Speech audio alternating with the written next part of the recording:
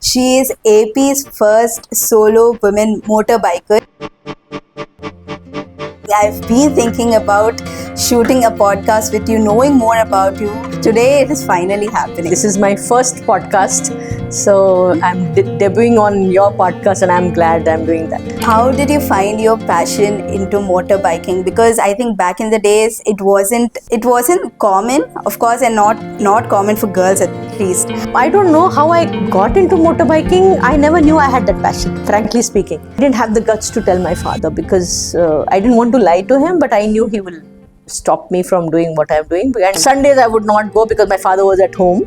He never knew I was riding and doing something like this, because when I was leaving home, I was on a cycle. I used to leave home on cycle, salwar kurta, chotis, I had very long hair, so I would plait my hair. And for him, I've gone going to the college. How did people look at you when you were motorbiking back then and now? That's again nothing. My dream ride is probably leave home and come back after 7 months or 8 months and do the entire country in one go. Something like that. That I would love to do. In the first ride, you thought of let's follow the train. Konark Express. But I'm pretty sure after riding for so many kilometers, even though every place you go, you found that there was somebody to help you out or something, but there might be some incidents where you might have lost somewhere. Did any incident like this occur? Oh, many incidents. 65,000 kilometers, so many incidents. I don't know what went into me, Gayatri. I was very well going to Solapur, okay? There was a road, I said, no, I will explore the interiors. I want to explore. And I don't know, that split second, there was a road on the left and I just turned. I thought, okay, how much will I go inside? You take inside, somewhere that road will come back on the highway is my perspective. For 4 to 5 hours, I didn't know where I was. I was going round and round and round and no way out. Later on, of course, I would like to tell you, when I came back from this ride, I saw on the map where I was. I know it is hard, but can we talk about that accident? What happened? And I slipped and I fell on the track. So this leg landed straight, my left leg on the track. I heard the noise, it like this stuck. I have asked this the previous guests also, and I want to ask you, what keeps you motivated at this age doing all this? Sometimes you might see that because of your age, there might be some physical barrier, or you might not be able to do like that after the accident, the ankle thing, but you adjusted to another technique. You found out that you can do it with your toe. Yes. So you might have felt that full stops, but you turned those full stops as commas and you kept continuing. What keeps you motivated? Keep the child in you alive. Be inquisitive. Want to learn.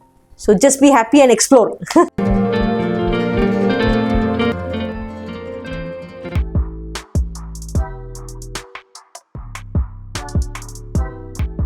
Welcome to Abhilasha, stories from heart, mind and voice. Today's guest is Mrs. Vaishali Kulkarni, AP's first solo women motorbiker. From chalkboards to highways, her journey is one of courage, change and chasing freedom on 2 wheels. In this podcast, she shares what it means to ride as a woman in India, from safety to mindset, and the life that she left behind to become who she is today. So take a deep breath, lean in and enjoy the journey. Namaste, ma'am. Namaste, Gayatri. I'm very glad that you're here. Thank you for joining Abhilasha. Thank you for having me here, and it's an honor to be part of Abhilasha. This is my first podcast, so I'm debuting on your podcast and I'm glad I'm doing that. Thank you so much. My pleasure. How are you doing today? I'm doing great. How are you doing? I'm doing great. I mean, honestly, no cap. I don't know what you want to name it, manifesting or imagination or anything. I've been thinking about shooting a podcast with you, knowing more about you ever since I met you at that fest. Thank you so much. And today it is finally happening. Yes, I'm also glad, and it's a beautiful day. So it was a good drive. I was thinking how it's going to be, but I'm very comfortable, and it was nice meeting you at the fest, and you followed it around, and today we are here. So thank you. Thank you so much. My pleasure. Before we start, I want to put a context that audience, she is not an ordinary biker. She is AP's first solo women motorbiker, and she did her extraordinary comeback at the age of 47. So that itself is a great achievement. Ma'am, how do you feel? Who was the first who mentioned this, and how do you feel about this? Mentioned about me being the first one. Yes. It was mentioned in the Hindu Metro, one of the reporter friends, Nivedita. So she was the one who had featured me the first time in Metro when she saw me riding and all that. And then we realized that nobody has ever been a first solo woman motorbiker of Andhra Pradesh. So during my first ride, that is the title I got, and it's been with me since then. And it feels good that first of all, nobody can ever think that at 47 you can be first at something. You know, generally at your age and young age you become the first in many things. But I guess life starts in late 40s, and you should never give up. Life can throw surprises at you. So I'm glad that somewhere, of course, the title doesn't matter. I don't write for the title. It just happened, by the way. But it helps me, get the recognition, talk to people, inspire people that age is just a number and you can start anytime. So, ma'am, how did you find your passion into motorbiking? Because I think back in the days, it wasn't common, of course, and not common for girls at least. So, how did you find your passion? And were you this adventurous, sporty person since school days? Yes, I was. I was into sports from very beginning. I would say one of my geography teacher, in fact, Lalita ma'am. So she was the one who inspired me into sports, and Matthew sir, who was my. So I was a bookworm, always into books and studying and all that. And once, actually, Lalita ma'am told me to get some books from the staff room, and she told me you're going to be back in so many minutes. So I ran. And for the first time, she said, you should be into sports. I said, ma'am, I don't have the sports bug in me. So she told me that your ankle is of a runner. So I believe the born athletes or runners have a very narrow and a thin ankle when you're born. I didn't know this. So I said, okay. So I said, I don't know. You run as a child, always you run everywhere. And then I was trained, and then that transformed me. I started competing at a school level, Sangathan level. I did very well. I had championships, and slowly the sports actually opened up my personality. I was a very introvert person. I was a typical angry teenager because of a lot of things happening in my life. So sports opened up and gave me a way of being bold, not being scared, accept failures, and accept the way I was, because I was a typical dark girl, not the fair girls as Brahmin family girls are, because my siblings and all are very fair. I'm the dark person in the family. So coming from a very conservative Brahmin family, typical household, middle class. But I don't know how I got into motorbiking. I never knew I had that passion, frankly speaking. So, when you're growing up, you're conscious of being a girl and you dress up and all that. So, in college, when we used to sit in the college canteen, girls used to talk about the nail polish and the new fashion that is there, of the latest heroines that time. I was kind of part of the conversation, but I used to feel very bored that, okay, how long are they going to talk about the beautifying and the dress and all that? And I used to always notice this group of boys outside the campus, they used to be with all these Yezdis and Yamahas and the Royal Enfields, and they would be doing a lot of stunts. So I thought that is something very interesting and a lot of fun. These guys are having a lot of fun. So once I, gathered some courage, because during that time you don't go out and just, like how today's kids are, you're a little conscious, you don't mingle up with the boys so easily and all that. But I just went and I asked, what are you all doing and can you teach me that? So there was a very smirky laugh, and they said, you're a girl, what will you do? And I'm talking about the 80s, mid 80s, 86 to 88 period of time. But two boys out of that, so they said, yeah, it's nice that a girl is approaching us and nobody's ever asked, what do you know about motorbiking? I said, I don't know anything. I just know how to cycle. I can balance a two-wheeler. But I would love to learn what you're doing. I find it very interesting. So they said, okay, we'll teach you. And they were not just those typical time pass wala things. So they were very serious bikers, which I've found out. So they used to compete and all that. And then they said, where we practice, will you come? So, I don't know whether I should tell the audience or not as a grown-up person, but I started bunking college to attend that practices because I was seriously into it, and I found happiness doing that because that was very challenging. I love taking challenges. And most importantly, since my childhood, I never liked things when I was told that you cannot do this because you're a girl. That used to trigger a lot of things in my mind. I don't know, you call it feminist or equality or whatever. But why should there be differences based on gender? Was my thing right from childhood. So I was always questioning my father or my relatives that why, just because I'm a girl. So probably that was thing to drive me towards motorbiking. I found it very fascinating, and I probably became very good about it, so I loved what I did. We used to practice. I started competing in serious competition in a 50cc category. I got into dirt biking, which is quite a dangerous sport. And during my time in the 80s, there were no big sponsors like how we have it today.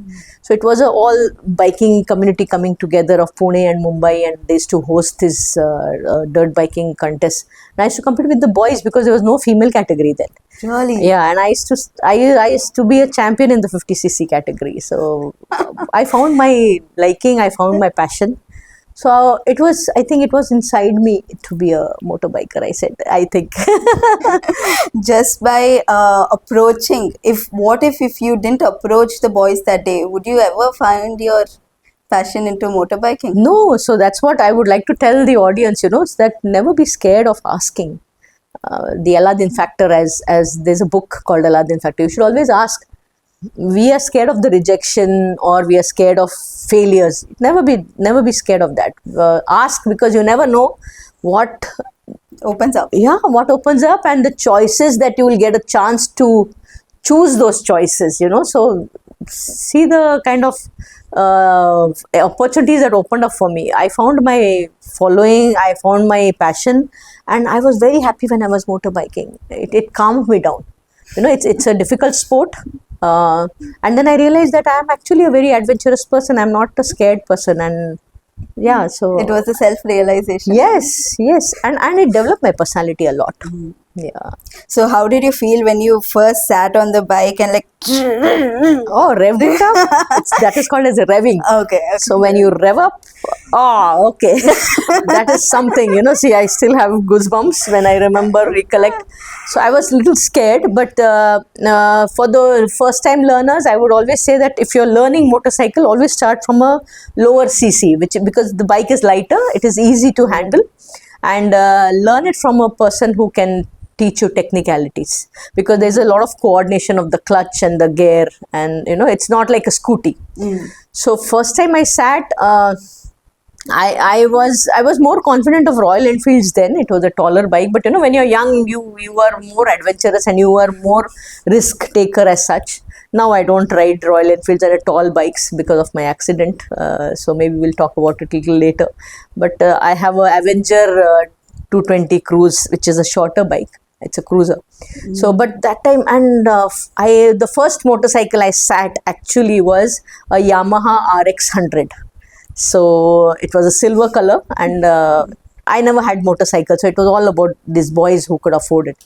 So I sat on it, and it was on the neutral, and this friend of mine, he sat behind me and he said, okay, now you press the clutch and you shift the gear first. So during that time, it was the opposite gears, so, and it was in the right leg. Now all the gears are in the left. And the first thing I did was scared, and I just left everything, and the bike just went dop like that.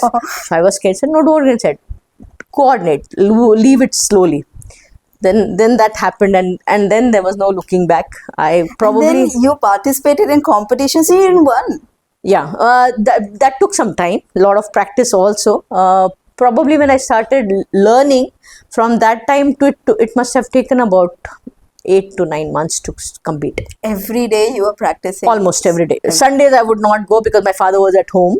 He never knew I was riding and doing something like this, because when I was leaving home, I was on a cycle. I used to leave home on cycle, salwar kurta, chotis. I had very long hair, so I would plait my hair.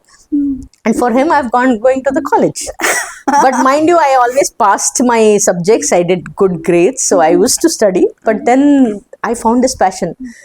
I didn't have the guts to tell my father, because I didn't want to lie to him, but I knew he will stop me from doing what I'm doing, and he would not even accept, or he will not even understand why a girl, a typical Brahmin girl who is not exposed to, wants to ride. Like he was a father of the olden times, so I wish he was here around to see me what motorbiking has done to me. Of course, I think he's watching over me and he's been blessing me. But yeah, he didn't know I was motorbiking. So as you said, you were so the boys were doing stunts, right? Yes. So even you did stunts back then. Yes, I learned the stunts. Again, I took it as a challenge. Initially, see, in dirt biking also, dirt biking is like, you have these ups and downs, and it's all dirt, mud. So you're turning around, and it's a risky business. So you're actually in the air for some time when you're up on the hill, like the bump. So when you're up on that and on that speed, so you're in the air for some time. So you have to maneuver the bike, land properly. So then I said, okay, then these guys used to do this something called as wheelies and stoppies. So for our audience, I would say wheelies is something when you take the front wheel up and you're still riding on the back wheel, you're taking the bike forward. That's called as a wheelie. And then stoppie is something like you ride, you apply the brakes in certain way that the front wheel is down and the rear wheel goes up.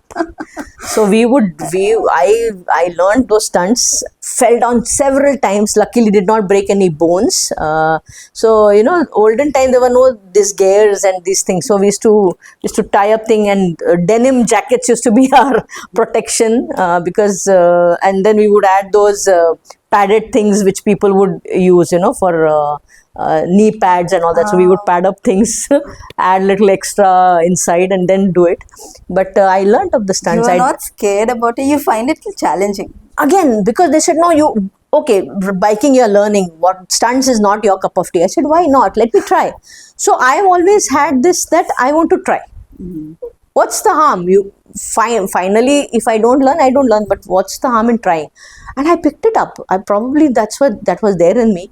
And I used to do lovely wheelies and stoppies. And we used to tie up this string and between two trees, and then we would hang up various clay pots at various levels and see how much of stoppie can you do to break that clay pot with your the back of your bike. How much can you lift up the bike?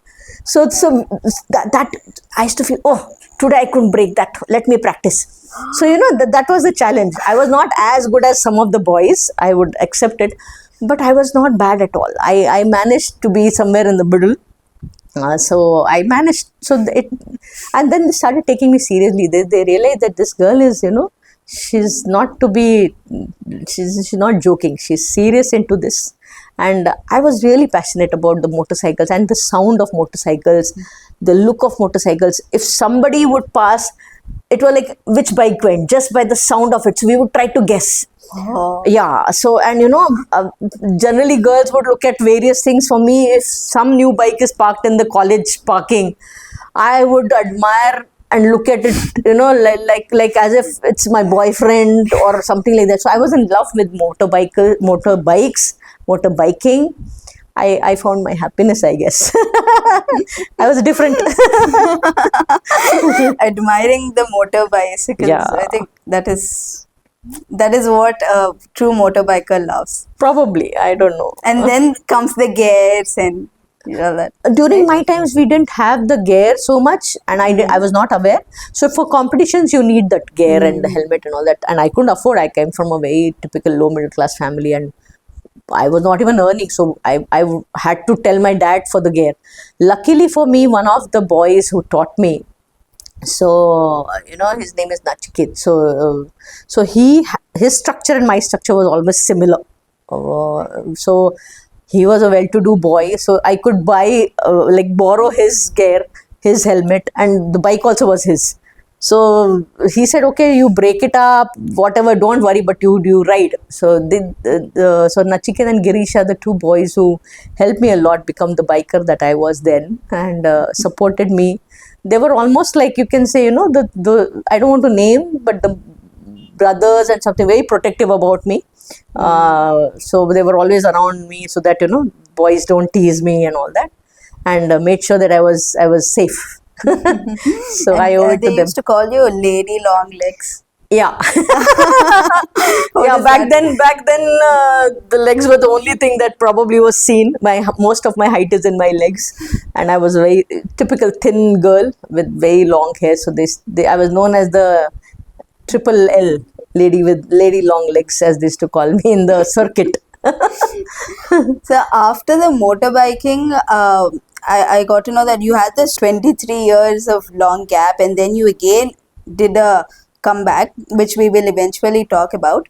But what else do you do? What else do you do as a motorbiking? And how did people look at you when you were doing motorbiking back then and now? Okay, what do you do in motorbiking, in the sense, any cause or something you want to know? Yes. Yeah, okay. So motorbiking, now I have a club, all women club. Again, I think first of Andhra Pradesh, I believe. I started in 2019. After COVID, we had a group. 2018 or 2019, I'm not very sure. In September. So people started approaching me after all these articles started coming about my rides and in the newspaper. So there was a phone number given, or mail ID was they given, or they would approach the papers and get my contact number. So they started writing to me, and then some of them got in touch, and we formed a club, all women club. So that time I had 15 girls. I was the oldest. The youngest, the next number was 10 years younger to me, and the youngest was 17. She had just started riding, Ramya, and I was the oldest, So 17 to 47 was the age gap of the group. So I was like the big hen of the family. But that again, so that we just did riding for the fun of it, just for the sisterhood. We went for breakfast rides, exploring various places near Vizag, teaching them how you maintain. There are a lot of rules that you follow when you're riding as a club.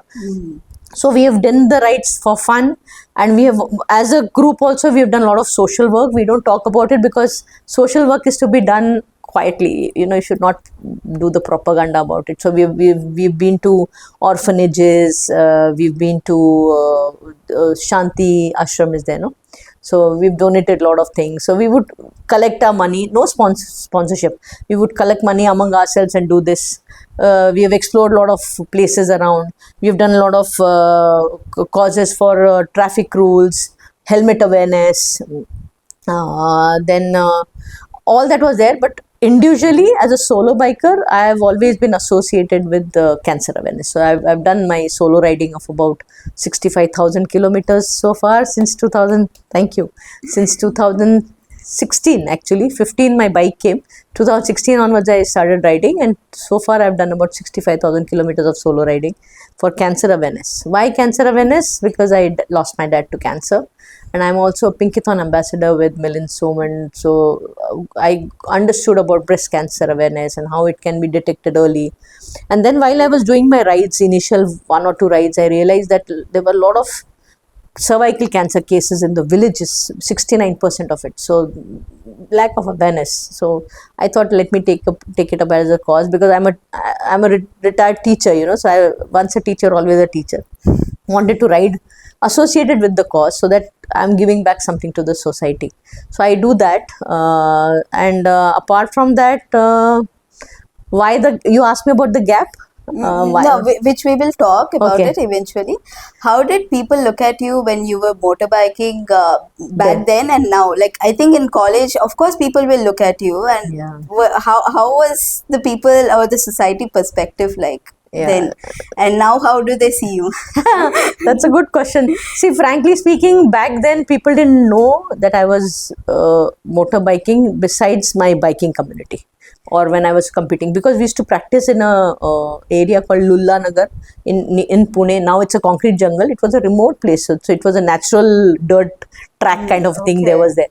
So would go there, practice, come back. So people have not actually seen me riding in the society or somewhere.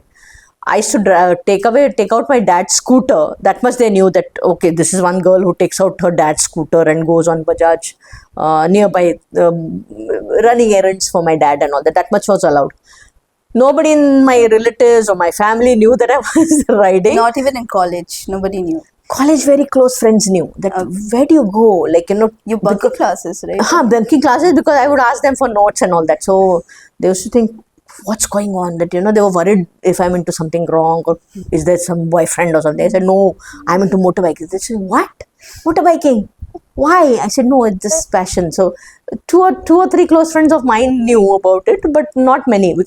Again, because, society back then was very close knit, and I was in a college where my dad knew the professors. I said, if I tell somebody mentions professor here, it's going to reach my dad. So it was very secret kind of a thing. And one of my friends' parent knew, because he was in the army, and I used to tell my father that I'm going and staying at her place over the weekend to study. So he used to always make sure, check with whom I'm going, what I'm doing. So some parent knew that what I was doing and was approved by them. So, so then nobody knew. Within the biking community, I was celebrated. One of those few, I think 3 or 4, we were just 3 or 4 girls who were competing and into motorbiking. So there was a lot of respect. There was an awe. People used to wonder that, so initially when you would walk in, they would say, what is this girl going to do? But when they would see, you're actually performing and winning the competition also, they would say, so their attitude changed, that, they started taking me seriously, that this one is not here just for the show or the glamour, and just because, you want to get into the man's world and prove something, but she's a serious biker. I was always working hard to improve my skills. And if somewhere, I've made a foul by touching my leg, or, I've lost points, it was to bother me that, why did I do this? So I would continuously practice to better it up, that, I don't make this foul again. So I was always very competitive in the circuit. It is just like any other sports. It is, and much dangerous and all that. Now, of course, there's a lot of awareness. People make proper, and there are big competitions, big sponsors. It's a huge event now. Dirt biking and all is huge event. Today, I would not do dirt biking. I think I've finished with that. I'm into cruising and long distance. Especially after my accident, I'm very scared. I don't want to break any more bones. I want to ride till the end of my life. So yeah, today, if you see that when I started riding at the age of 47, I owe it to my son. I started riding because he convinced me that, Mama, do something for yourself, live your life. You've done a lot for everybody else except yourself. I've never seen you doing anything for you. So I got into motorbiking because of him. Initially, there was a lot of resistance, including from my best friends. They didn't stop me, but they used to wonder, why you want to do it? Why you want to go alone? Like, is something wrong? Are you upset with life? Are you angry with something? Has something happened? Why you want to go alone? All the way on a two-wheeler.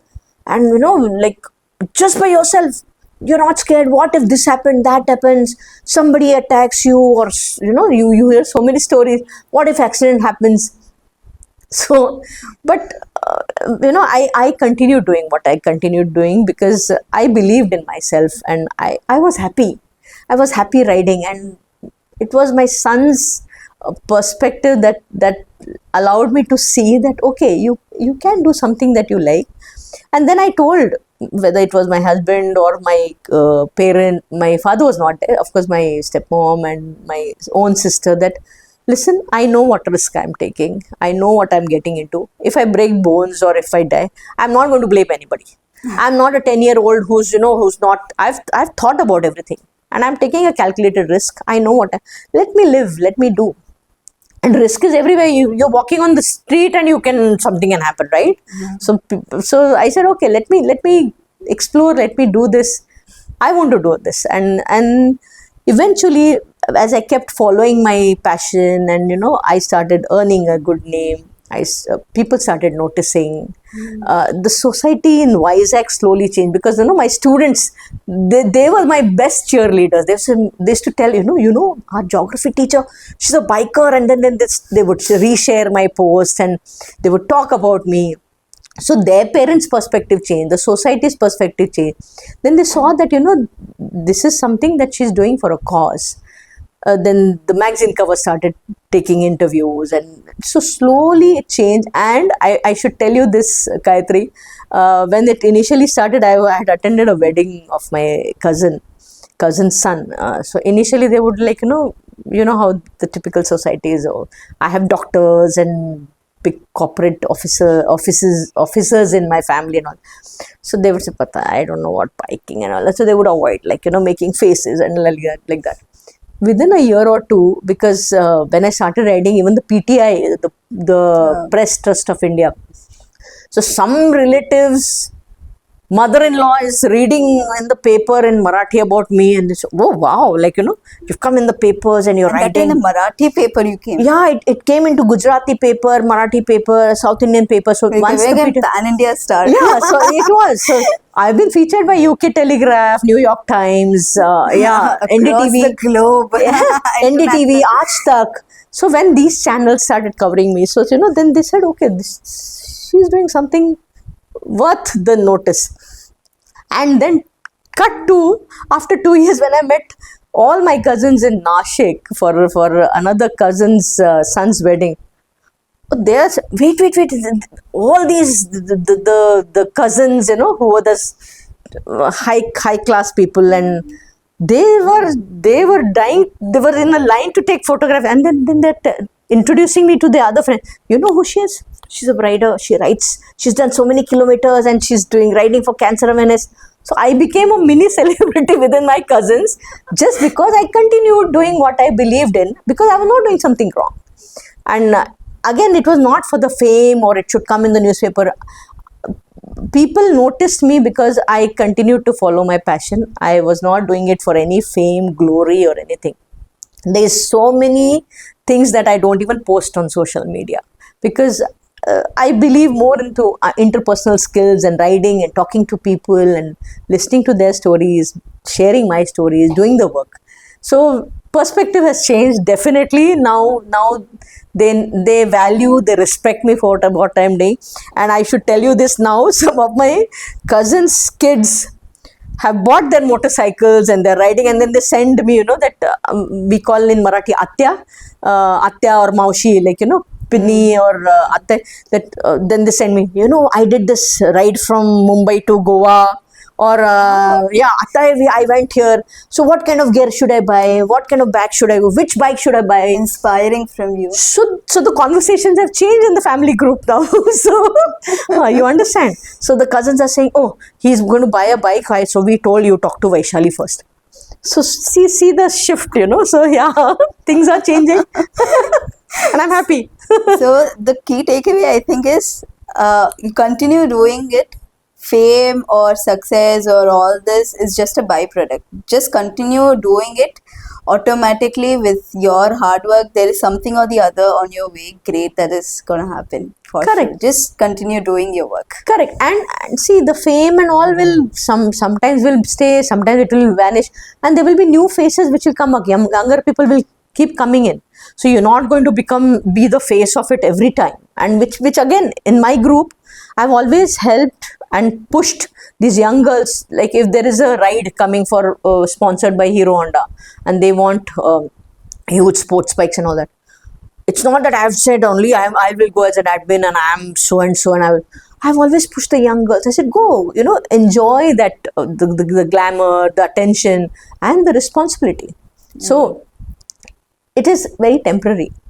What is permanent is your core happiness, what you feel and what you believe in, your honesty. Your honesty to what you're doing is the core thing that going to continue till you die, right? So, ma'am, again, I want to go back to that fest where we met. And among all the speakers, you were special. I think the jacket that you wore, it was something eye-catching.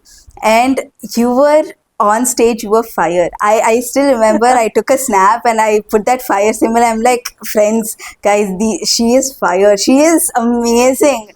Very inspiring. And after that, we went to a room and we had a conversation and all.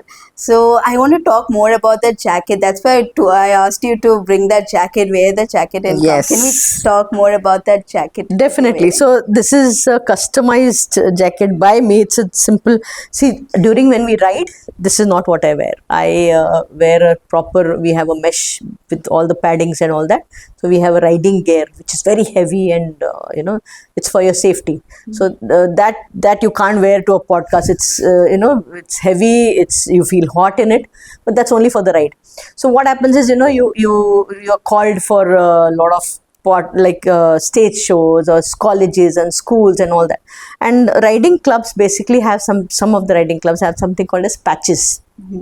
They have badges and patches, so we exchange. So when you visit their biking club or something, so they honor you with a badge. So I have not brought those badges. There's many I have which I used to wear on the jacket. Now it's too many because they fall, so they're pinned up. So they give you a sticker, they exchange a sticker, they give you a badge, and some of them give you a patch. So they were just there. So I thought, let me just stitch them up. So this is when I'm called as a speaker somewhere. So generally this is what I wear. So a lot of patches are there. I'm a biker mom. I'm a very proud mother of my son. Then this is a proud Indian biker. So there are a lot of, again, this is a lady biker. Rebel is there. Then about the clubs that I am associated with is on my back. So you can take a photograph later probably. I'll be posting it, yes. Yes. So these are the patches. So I wanted to not just let it lie down here. So I stitched it up on this jacket. And so this is all about the identity, the clubs that I associate with or something that a jacket should speak about your personality, right? So when you walk in, people should notice. So this is a customized one. A lot of people have taken an inspiration from this, and now many women bikers have stitched this up. You will see a lot of these patched leather jackets. This is a denim one, but leather jackets in the Hog Club. Hog Club is Harley Davidson. That there's a bikes. Yes. So they are one of those oldest clubs. So they call themselves as Hogs. Okay. So the Hogs have this every 10,000 kilometers they have a patch. Special 10,000 that I've done 10,000 kilometers, 20,000 kilometers. They have those kind of patches on their bike. Also, no, not on the bike. On their leather jackets. Okay. No, if we ride 10,000 kilometers they add it to their jacket. Okay. So their leather vest or leather jackets. Okay. And when they have these hog meets, yes. So they wear it and they celebrate and they show off. So the jacket should speak about your riding experiences or that kind of a thing, or which club you belong to. So that was something that Hogs did. So I don't have a Harley, but so I thought, why not? So this is how I created and customized it, and I'm glad you noticed, and if you found it impressive, thank you. Thank you. Very nice. What are the clubs that you've joined? Like, what all clubs that you are part of? Okay. But before I answer that question, my motorcycle is a lot of stickers. My helmet has a lot of stickers. So they generally put, that when you're riding it speaks a lot about the feelings or the club that you're associated with. So yeah, apart from that, coming back to your question, first of all, I have my own club. We call it as Vizag Women Motorbikers. You started? Yes, I'm the admin, and I started with 15 girls. Now, of course, we have only 4 or 5 because young girls, so some of them got married and moved to other city and joined the local chapters, biking chapters there. Some of them have gone abroad for studying. So many of them have gone. So we're just 4 or 5. So if through this podcast, if anybody else, a woman rider wants to join, she's most welcome to come and join. She should know how to ride, basic thing. But apart from that, I'm part of a club called VIMA. WIMA, which stands for Women International Motorcycle Association. This is an international association, and there are country-wise chapters. So we have a president for each country. So then there are 5 core members who manage things. So I'm a core member for WIMA. So yeah, and other 4 are, so one president, we'll have a vice president, a treasurer and a secretary. So this kind of, so basically to run the club. So there are about 33 chapters around the world of WIMA. So all women bikers. So globally you're connected. So WIMA is one. Then I'm also part of the only women the Bikerni Association, which is started by Urvashi Patole in India. So I'm part of that, the Bikerni, individually. Then there is something called as ex-BHP. Again, it's a very prestigious club. You have to apply and only selected people become members. So I'm part of that club as well. So they deserve all this. Yeah, so they do serious riding. Yeah, and besides that, as a friendly gesture, I'm associated with the brothers of many clubs. So I'm almost like a member of the club. So the Chennai club or the old Kolkata clubs are there. So I'm part of them unofficially, as I've done a lot of rides with them, but mainly WIMA, the Bikerni, ex-BHP, and my own club. So Vizag itself has about 12 or 13 clubs. So that comes under one umbrella called as United Bikers, Vizag United Bikers.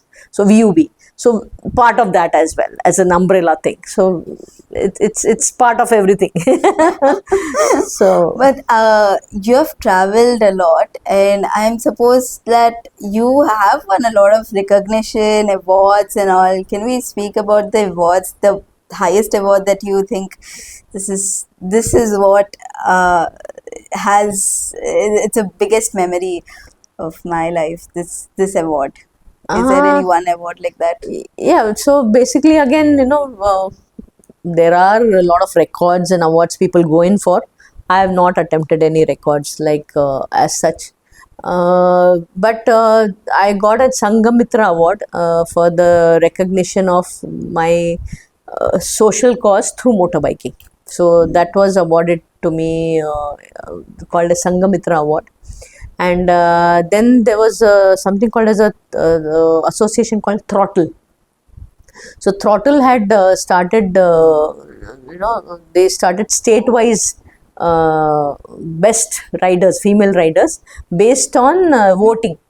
So they would nominate somebody and they would ask who gets the maximum votes for that particular state. So I was the nominated one for the AP Motor Girl. Wow. So AP Motor Girl, thank you. So AP Motor Girl, and then again Sangamitra Award. Not many awards and all that. My awards, I'll tell you frankly, I don't aim for the awards. See, I'm a teacher. Again, we don't work for any accolades and all that. My award is if more and more women get on the motorcycles. Every woman who gets onto the motorcycle and comes and tells me, I read your article few years back and then I wanted to ride. That's my award. So, and every biker who rides safely and is a responsible rider is like an award for me, I would say. And an appreciation from my students or my son, from younger generation. These are like awards. So, yeah. Now, ma'am, coming back to the ride. How do you plan your ride? How do you plan the itinerary? How do you decide on the destinations, and how do you take care of the safety, or how do you contact other people, or how do you plan your ride, from the very beginning of that planning from the mind to actually going there and finishing the ride? Just give a brief about how do you ride.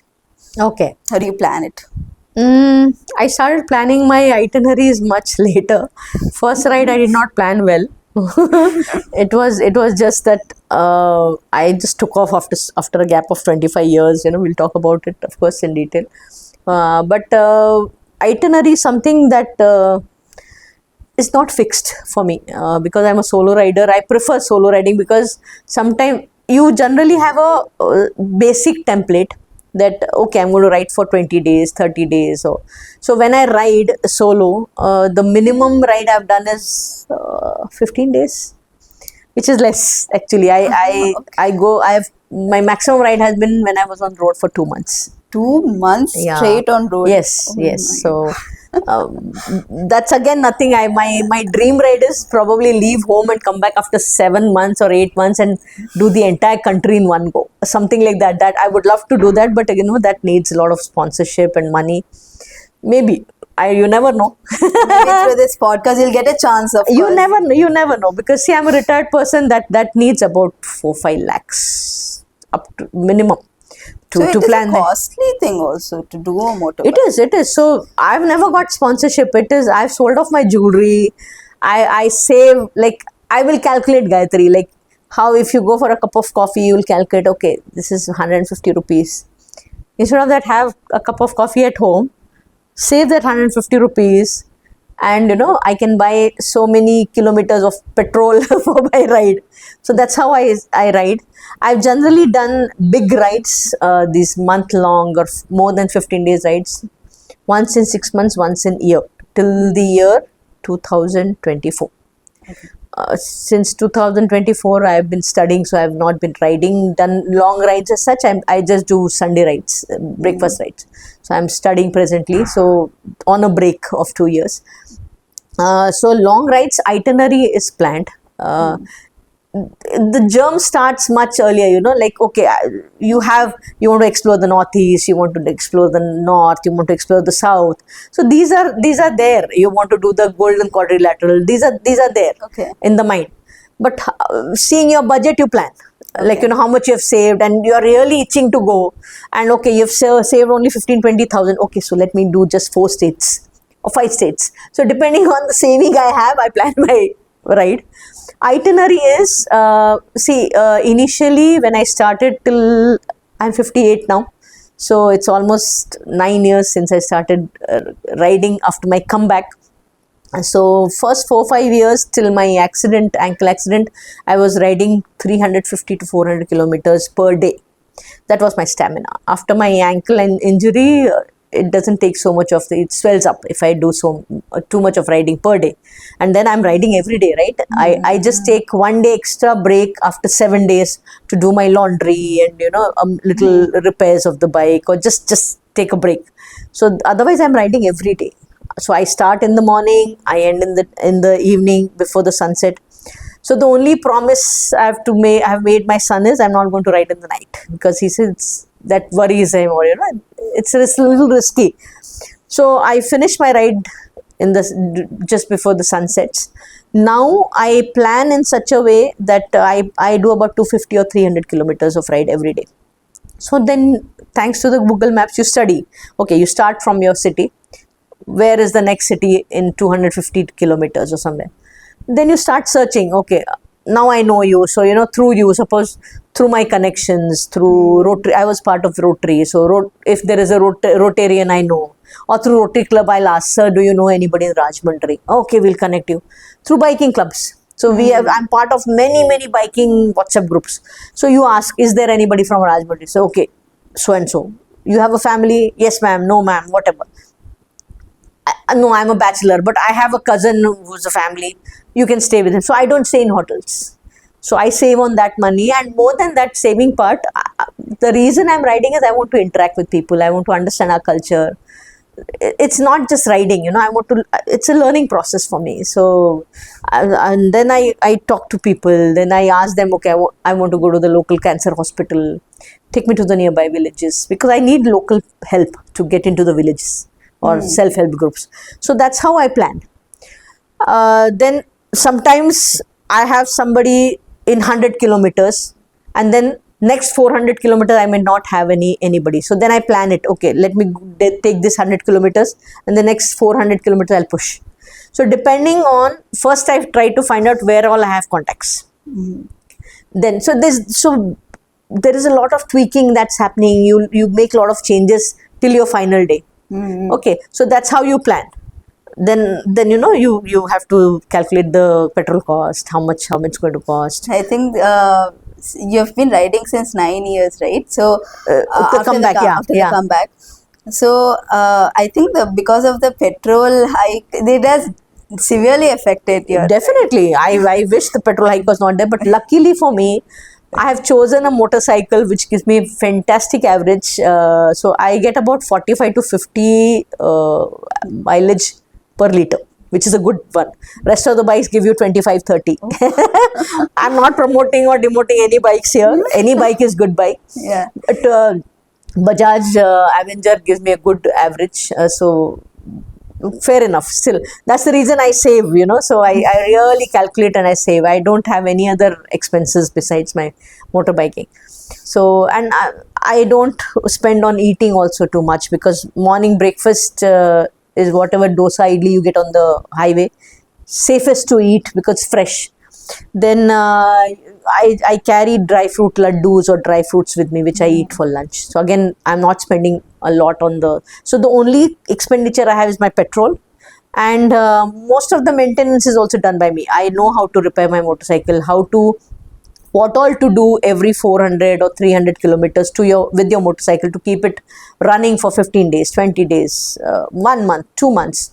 So yeah, and I carry my spare parts with me. I can do the basic repairs. I've done a course. Okay. So besides that, of course, now my motorcycle is also getting old. So though till now I've never had a single puncture or a single issue with my motorcycle. But besides that and the petrol, I don't have any expense. I stay with people. I don't have any criteria that I need AC and a foam bed and all that. I can sleep on the floor. I've done that.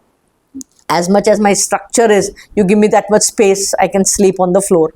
I need bathroom to go in the morning, have my freshen up and leave. That's all. You can, if you give me a cup of coffee, fine. Otherwise, just plain water and I'm off to the next city.